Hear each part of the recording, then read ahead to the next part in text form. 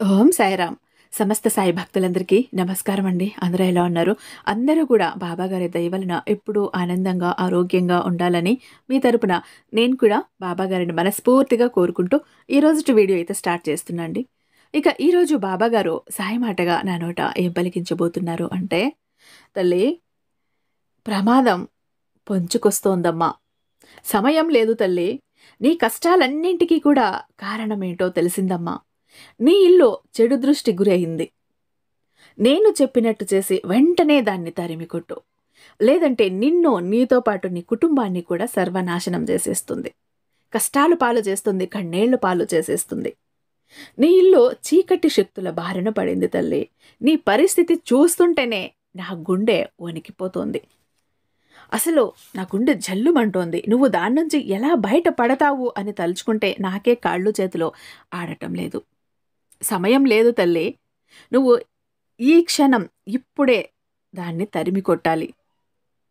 లేదని నిర్లక్ష్యంతోనో ఇంకా ఏ కారణం చేతైనో దాన్ని తరిమి కొట్టకుండా నన్నేం చెయ్యలేదులే అన్నట్టు ఉండిపోయే ఉంటే నీ ఎంత దురదృష్టవంతురాలు, నష్టజాతకురాలు ఇంకొకరు ఉండరు తల్లి. జాగ్రత్త, నీతో పాటు నీ కుటుంబం కూడా ఉందని అర్థం చేసుకో అంటూ ఈరోజు బాబాగారైతే ఒక మనకు తెలియని సందేశాన్ని అందివ్వాలని చూస్తున్నారండి. బాబాగారి మాటల వెనుకున్న అర్థం ఏంటో, పరమార్థం ఏంటో తెలుసుకునే ముందు మీరు ఎన్నో చోట్ల జ్యోతిష్యం చెప్పించుకొని సరైనటువంటి ఫలితాలు లేక విసిగి వేసారిపోయి ఉంటారండి. ఇక్కడ ఆఖరిసారిగా అన్నట్టు ట్రై చేయండి. ఒక్కసారి మీరు గనక ట్రై చేశారు అంటే మీ ప్రాబ్లమ్స్ అన్నిటికీ కూడా సొల్యూషన్ దొరికిపోయినట్టేనండి. శ్రీ సాయిబాబా ఆశీస్సులతో జ్యోతిష్యం చెప్తారు, ఉన్నది ఉన్నట్టుగా చెప్తారు గురూజీ సీతారామరాజు గారు. వీరి మొబైల్ నెంబర్ 96698722. మీకు ఎలాంటి సమస్య ఉన్నా కూడా చిటికెలో పరిష్కరించి ఇచ్చేస్తారు. ప్రేమ, పెళ్లి, ఉద్యోగం, రాజకీయం, విదేశీ ప్రయాణం, ధనం నిలకడగా లేకపోవటం, భార్యాభర్తల మధ్య గొడవలు, ఆస్తి తగాదాలు, అప్పుల బాధలు, స్త్రీ పురుషులకు ఎటువంటి గుప్త సమస్యలు ఉన్నా కూడా చిటికెలో పరిష్కరించి ఇచ్చేస్తారు. వశీకరణ స్పెషలిస్ట్ అని కూడా చెప్పచ్చు.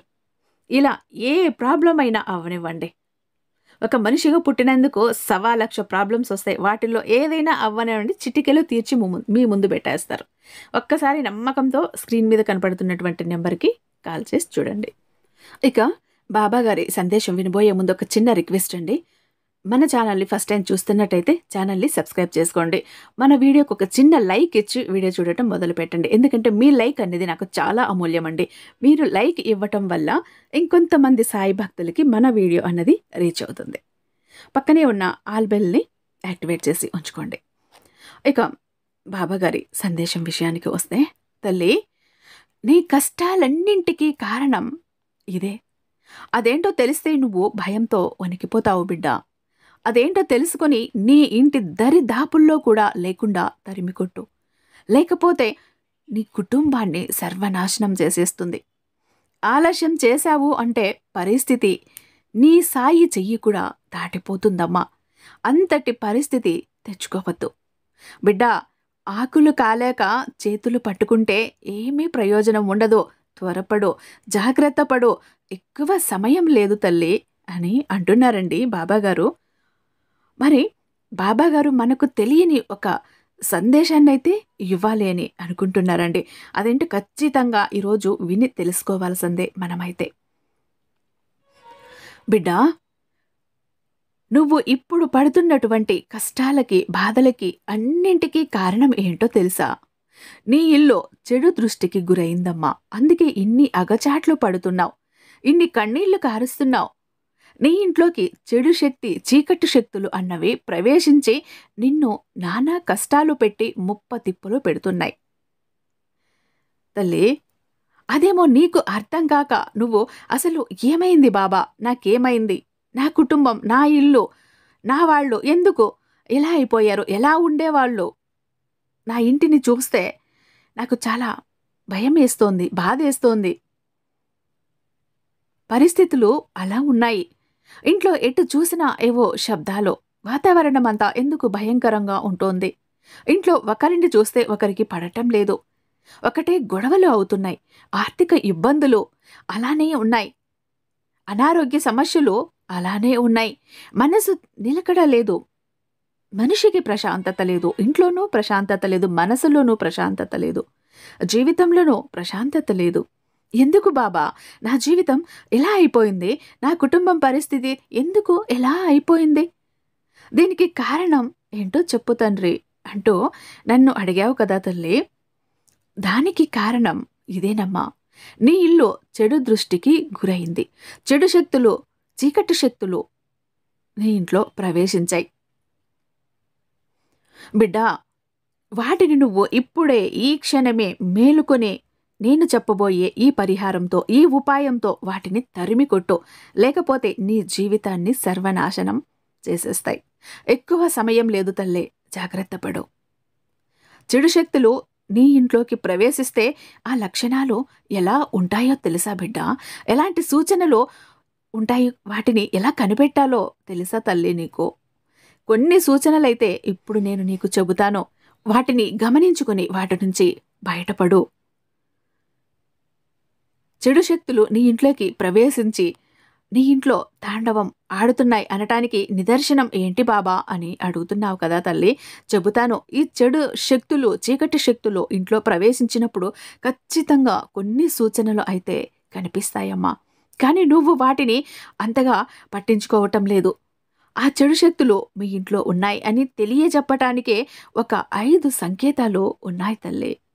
అవేంటో నువ్వు తెలుసుకున్నావు అంటే వాటిని సులభంగా నీ ఇంట్లో నుంచి నువ్వు తరిమి కొట్టగలవు.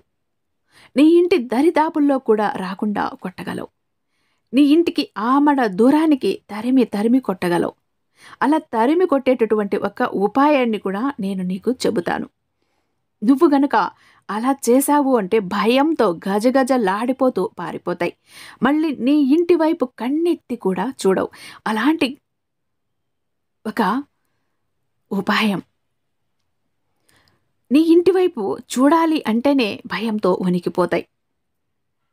నువ్వు దాన్ని జాగ్రత్తగా అర్థం చేసుకొని ఆ చెడు శక్తిని, ఆ చీకటి శక్తిని నీ ఇంట్లో నుంచి తరిమి కొట్టు బిడ్డ అని అంటున్నారండి బాబాగారైతే.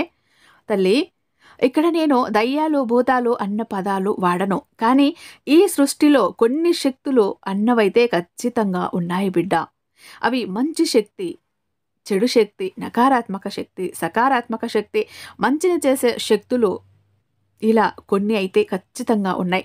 వీటిలో చెడు శక్తి, నకారాత్మక శక్తి ఎప్పుడు నీ ఇంట్లోకి ప్రవేశిస్తుందో అప్పుడు ఇంట్లో అన్నీ కూడా అరిష్టాలే, అన్నీ కూడా కష్టాలే, అన్నీ కూడా నాశనాలే, అన్నీ కూడా వినాశనాలే.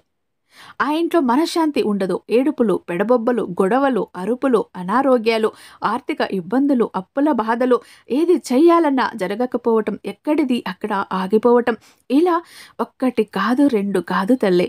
నానా రకాల బాధలతో నిన్ను తిప్పలు పెట్టి 3 చెరువుల నీళ్లు తాపేస్తుంది ఈ నకారాత్మక శక్తి అన్నది.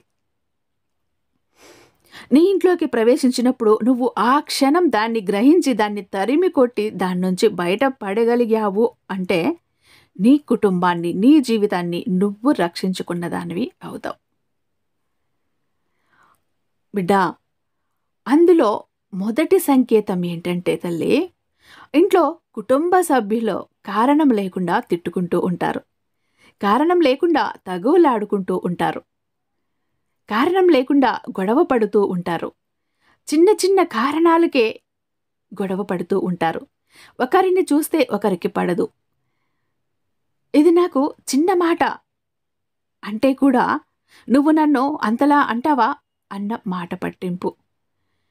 నువ్వెంత అంటే నువ్వెంత అన్నట్టు. కానీ ఇదే చిన్న మాట ఒక 6 నెలల, సంవత్సరం క్రితం అనుకొని ఉంటే కూడా ఒకరిని ఒకరు మళ్ళీ క్షమించేసుకొని సర్దుకొని మళ్ళీ రాజీ పడిపోయేవారు.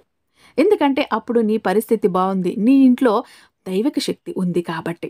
కానీ ఎప్పుడైతే నీ ఇంట్లోకి చెడు శక్తులు అన్నవి ప్రవేశించాయో ఆ చెడు శక్తులు మిమ్మల్ని ప్రేరేపిస్తాయి కొట్టుకోవటానికి, తిట్టుకోవటానికి, గొడవ పడటానికి. ఆ చెడు శక్తులకి ఏడుపులు, కన్నీళ్లు, గొడవలు, రోదన, ఇలా ఇంట్లో మనశ్శాంతి లేకుండా అశాంతిగా ఉంటే, అనారోగ్యాల బారిన పడి విలవిల్లాడిపోతుంటే అవి ఆనంద తాండవం చేస్తాయి. చాలా ఆనందంగా ఉంటుంది వాటికి. చాలా ఆనందాన్ని పొందుతాయి.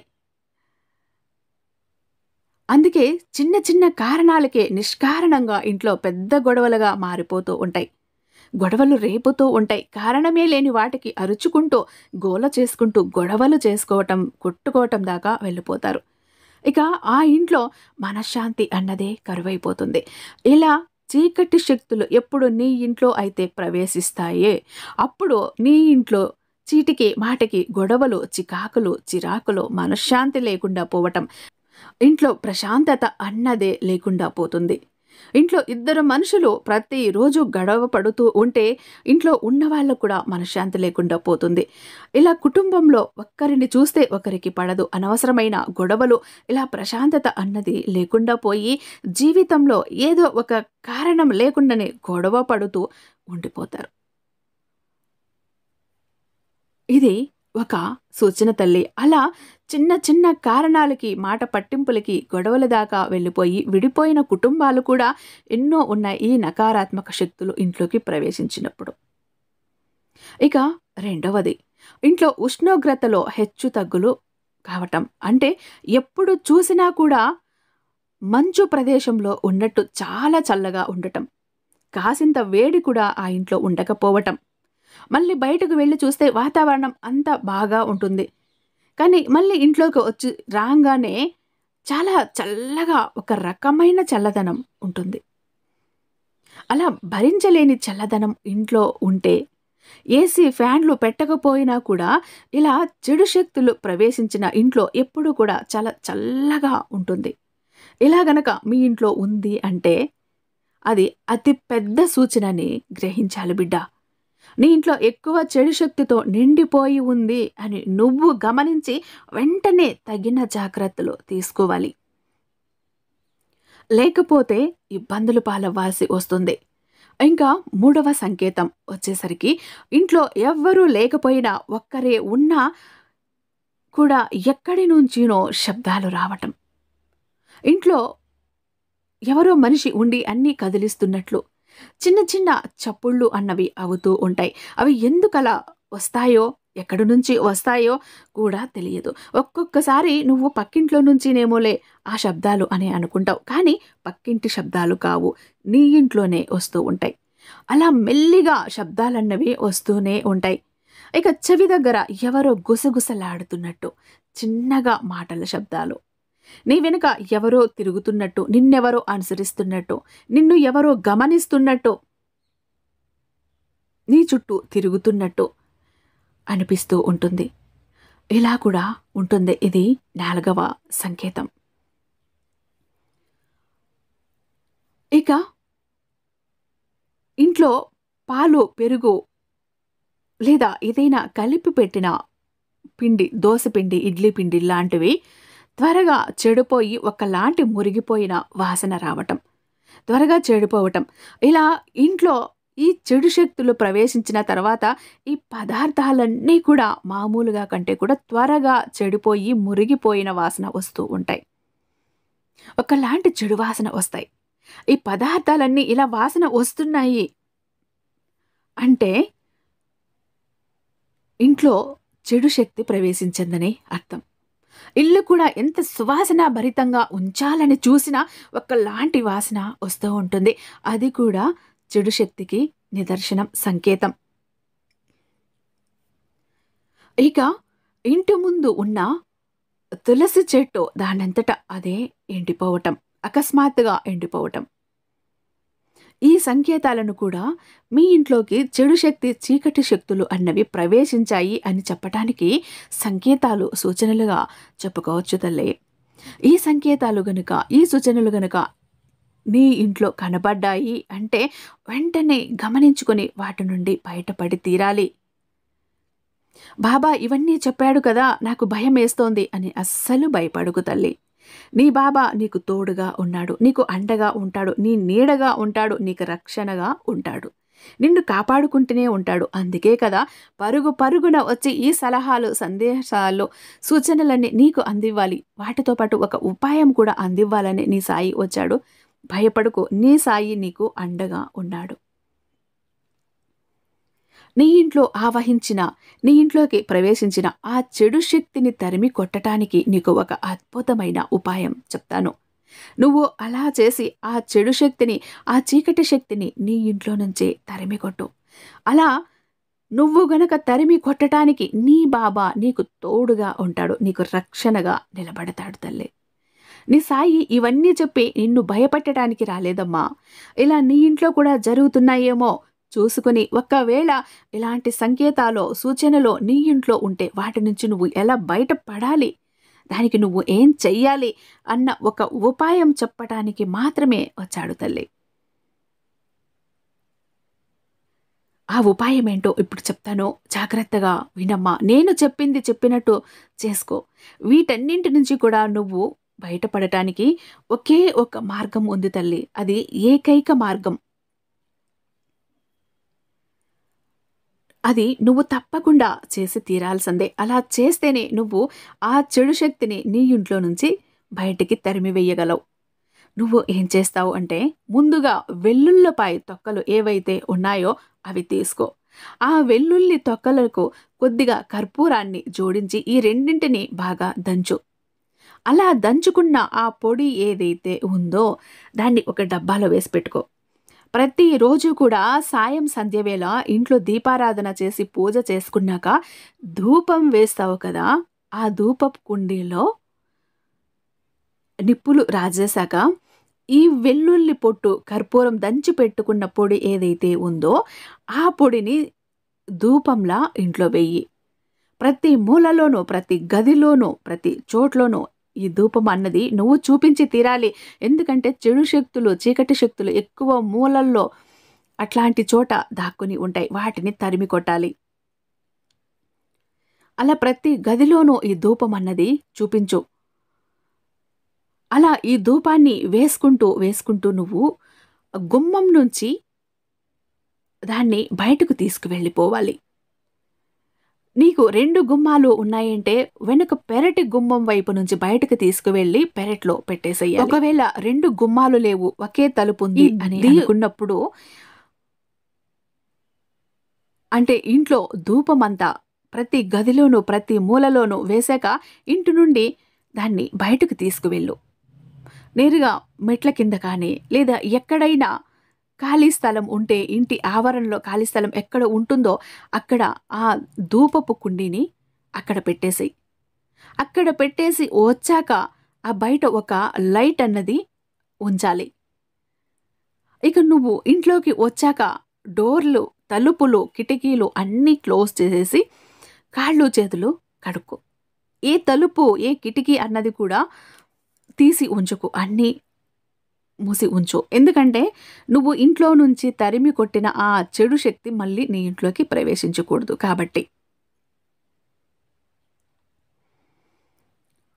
అలా అక్కడ పెట్టేసి వచ్చేశాక ఏమవుతుంది అంటే, ఆ దుష్టశక్తి అన్నది ఆ వెల్లుల్లి కర్పూరం పొగకి భయపడి ఇంట్లో నుంచి వెళ్ళిపోతుంది. ఇంట్లో ఉండదు.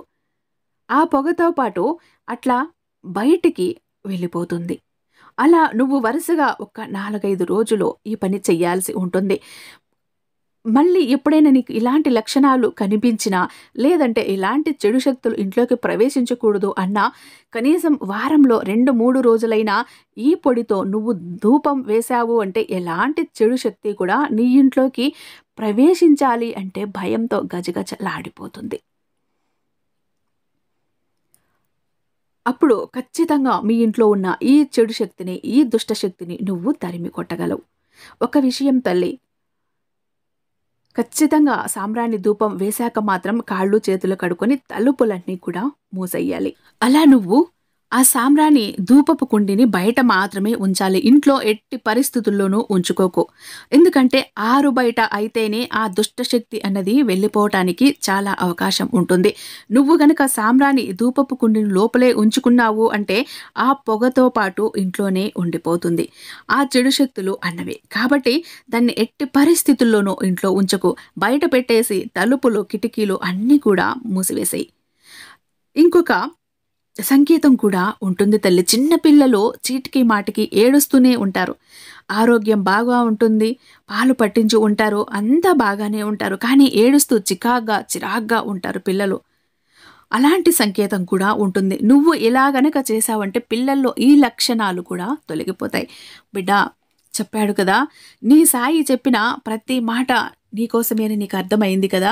ఒకవేళ నీ ఇంట్లో ఇలాంటి సూచనలు కనిపిస్తున్నాయి అంటే నేను చెప్పిన ఉపాయంతో నిన్ను, నీ కుటుంబాన్ని నువ్వు రక్షించుకోవాలి తల్లి. ఆ తర్వాత ఈ సాయి నీకు అండగా ఉంటాడు అంటూ బాబాగారు అయితే ఈరోజు ఒక మంచి సందేశాన్ని అందించారండి.